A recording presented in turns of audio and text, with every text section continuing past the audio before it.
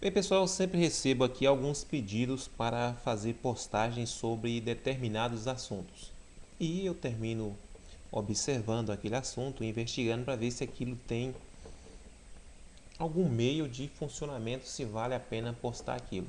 Boa parte dos que me enviam são coisas que não têm sentido algum e eu termino nem postando nem comentando.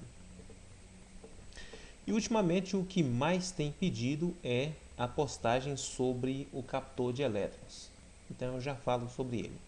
Mas antes quero falar sobre alguns outros circuitos que me enviaram aqui que não tem sentido nenhum. Um exemplo aqui. Então este é um inversor que eu vi vendendo um esqueminha no Mercado Livre. Inclusive o mesmo, bem parecido, um esquema que eu postei aqui e falei a fonte dele, com o IR2153. Mas o espantoso que eu vi nesse esqueminha aqui não é nenhum erro no esquema, e sim a indicação aqui do transformador que a pessoa está indicando para essa potência. Exemplo, a potência máxima 600 watts. Transformador de 12 volts mais 12 volts, 10 amperes. Então vamos aqui, olha. Suponha que em cada ponta aqui do 12 volts mais 12 volts tenha 10 amperes, totalizando aí 20. Vamos lá. Então vamos aqui a uma conta básica. Então tem 10 mais 10, 20 amperes. Vamos supor 12 mais 12, 24 volts ali, somando ali. Vamos botar logo bruto aqui. 24 vezes 20. Só temos aí 480 watts. E onde aqui está o resto? E aqui é 12 volts. Ele não vai funcionar em 24 volts. Vai funcionar em 12 volts. Trabalhando um lado e trabalhando o outro.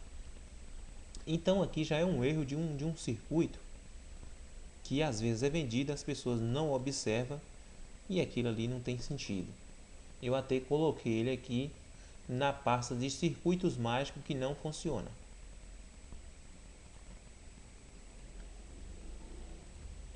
Então esse aqui já foi lá para o lixo. Então vamos aqui a outro circuito que a pessoa pediu para mim montar, que é um economizador de energia. Então vocês tenham muito cuidado com certos economizadores que andam vendendo por aí, que na verdade são gastadores de energia. Então vamos lá.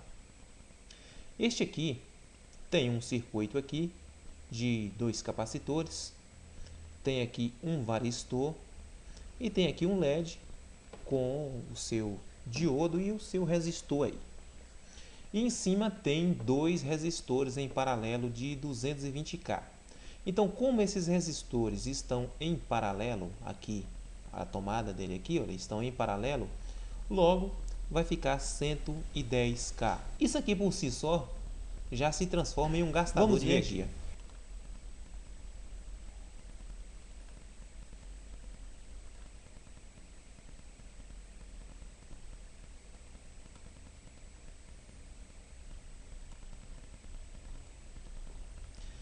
Então aqui temos uma tensão de 220 volts dividida por 110K.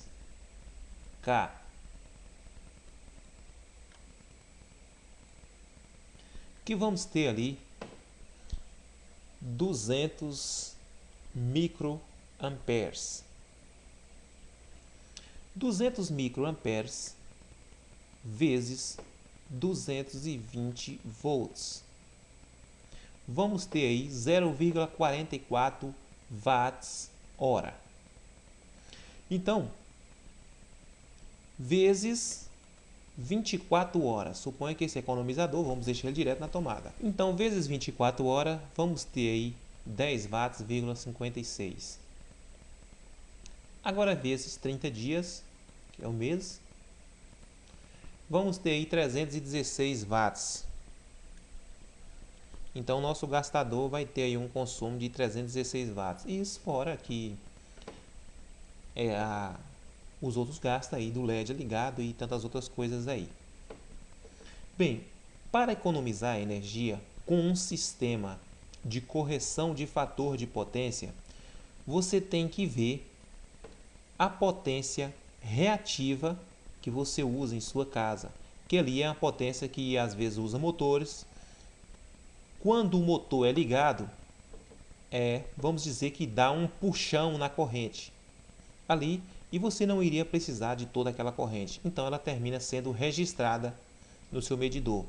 E você vai estar pagando por uma potência reativa, não uma potência ativa, que é a que vai estar em trabalho. Motores que puxam isso são motores de indução. Geralmente em casa, um exemplo é a geladeira. Na hora da partida ali, ela deixa de parte daquela energia que ela puxa, digamos assim, ela não vai consumir, vai ser só para a partida do motor. E nos motores maiores, essa reatância aí, ela pode ser diminuída você colocando banco de capacitores ou usando partidas soft start, que são partidas suaves para que o motor não tenha aquela arrancada brusca. Mas alguns motores não funcionam com soft start, que são os motores que partem carregados. Boa parte usam essas partidas soft start para os motores de partidas suaves. Então aqui também é um outro que não funciona. Bem, aqui está outro. Esse aqui foi um sistema que eu terminei postando aí para vocês observarem. Isso aqui eu já postei como resolver isso aqui, que é o drive para inversor. Eu postei um inversorzinho outro tempo aí atrás com um CD 4047, onde tem lá os transistores lá, os transistores MOSFET. Então ele tem as duas saídas ali, usando ali o máximo ali 4 transistores MOSFET. E nesse aqui a pessoa fez e está me perguntando aqui se é possível fazer esse tipo de sistema aqui. Então ele colocou aqui 1, 2, 3, 4, 5, 6, 7. Aí totalizando 14 transistores aí nas portas. Bem, isso aqui vai dar uma comutação ruim e pode superaquecer também o CI e queimar. Por isso que eu fiz aquele vídeo onde a gente faz um drive ou usa aqui um tipo de circuito para fazer essa ligação, tipo como se fosse um circuito amplificador. Essa saída vai ligar um transistor e a partir desse transistor ele liga os outros de acordo a gente precisa. Então, esse também é um circuito que não funciona deste modo que está aí. E aqui um outro circuito, deixa eu ver, tem um outro aqui também que é a mesma coisa. Esse para 30 amperes e esse para 20 amperes. O circuito aqui está normal. Mas um problema aqui que não funciona, boa parte das pessoas fazem e não funciona, é justamente colocar esses resistores aqui. Olha, esse aqui está dizendo que vai colocar um resistor de 22 ohms, 5 watts. Para essa potência que ele colocou aqui, para essa corrente 20 amperes, 15 volts, não vai passar isso aí. Então, esse outro circuito aqui também, a mesma coisa do outro, só que esse aqui é diferente, tem uma resistividade bem baixa nos resistores. Esses resistores, eles não vão suportar a corrente de trabalho com essa potência. Aqui tem aí 5 watts. Então temos aqui 1, 2, 3, 4, 5, 6 resistores. 6 resistores, 30 amperes. Cada resistor desse tem que passar 5 amperes. Então se a gente ver aqui, olha, vamos supor que vai trabalhar numa tensão aí de 12 volts. Se a gente ver aqui, olha, 12 vezes 5.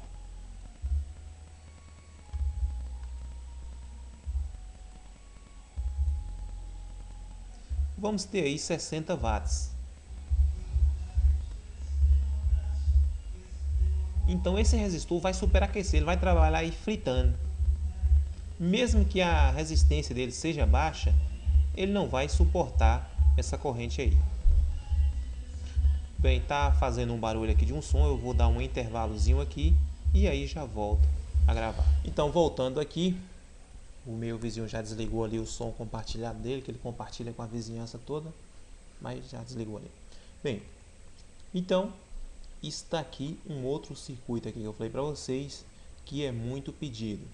Se vocês colocar uma busca aqui no Google vocês vão ver aí diversos.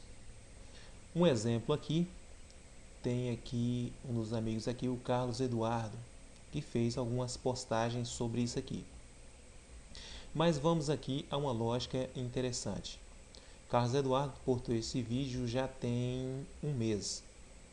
Logo depois ele começa a trabalhar com energia solar e outros projetos que ele citou. Então já é uma prova que esse sistema aqui não deu um bom rendimento. Não foi aquilo que ele esperava.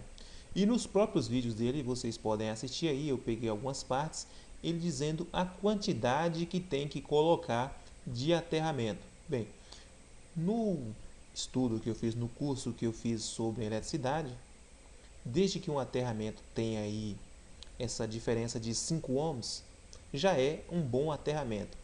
E pela quantidade que ele falou, você ia investir aí mais de R$ 2.000 só de malha de aterramento, o que já não é viável aí a quantidade. Então tem vários vídeos dele aqui relatando sobre o assunto e tem uma diversidade de vídeos também sobre outras pessoas falando sobre a mesma coisa. Tá aqui o do próprio Barbosa Leal mostrando como foi realizado o teste, que funcionou e tal. Tem aqui o canal do Mundus Tesla. Essa foto aqui é do canal do hibridor que ele colocou. E se você dá uma busca aqui por Barbosa e Leal, vai aparecer aqui uma diversidade deles aí, fazendo diversos testes e os próprios fabricantes mostrando aí o funcionamento. Tem aqui o canal do hibridor também, que agora está com outro nome aqui. Eu não sei se ele mudou ou se é dele.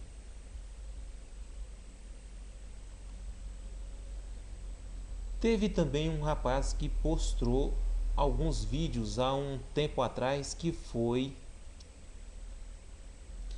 esse rapaz aqui que tem o site dele aqui, o canal dele, escrito Kong Duke Trung.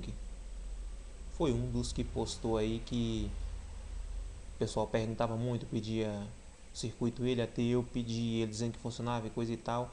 Aí depois, quando eu vim conhecer mesmo os circuitos que me enviaram e pediram para fazer a postagem, eu não quis postar, devido que não vi nada que funcione aqui. Mas devido à diversidade de postagem, eu posso fazer aqui uma réplicazinha para mostrar para vocês na real como é que funciona. Então vamos aqui a uma explicação básica aqui, como seria o princípio de funcionamento. Então o princípio de funcionamento, segundo os idealizadores, é que você puxaria uma certa corrente da malha fornecida pela concessionária, uma suposição aí 10 amperes, e esta corrente seria amplificada captando elétrons livres na Terra. Mas pela descrição do circuito aqui, não há nada aqui que possa estar captando isso. Por alto assim, não tem como estar avaliando isso aí. Eu ouvi alguns comentários da concessionária por fora e em algumas pesquisas.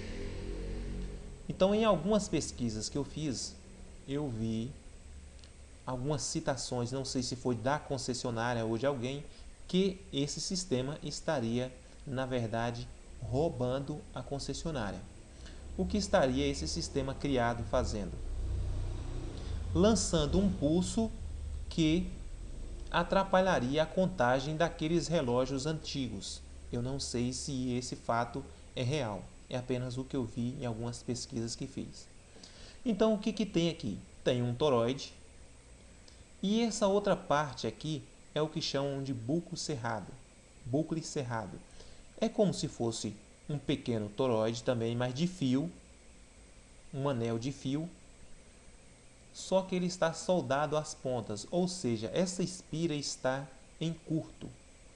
Então, um fio fase vem, alimenta uma parte do toroide, e esse mesmo fio sai, dá umas voltas nesse fio que está, nesse fio aqui, que está em curto, essa espira que sai curto, e sai aqui fazendo o polo fase.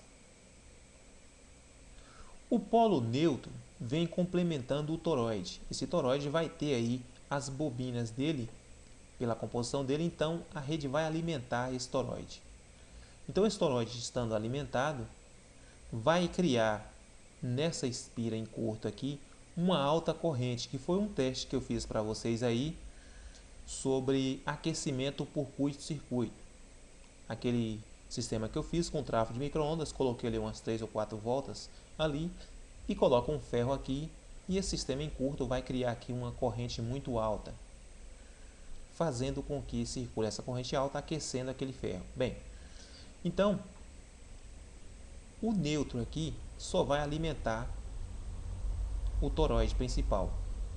Você vai puxar um terra da malha de aterramento, vai passar aqui mais aí umas 3 ou 4 voltas nesta espira aqui que está em curto e aí fazer a saída para você usar. Então, onde estaria aí o rendimento suposto rendimento aí?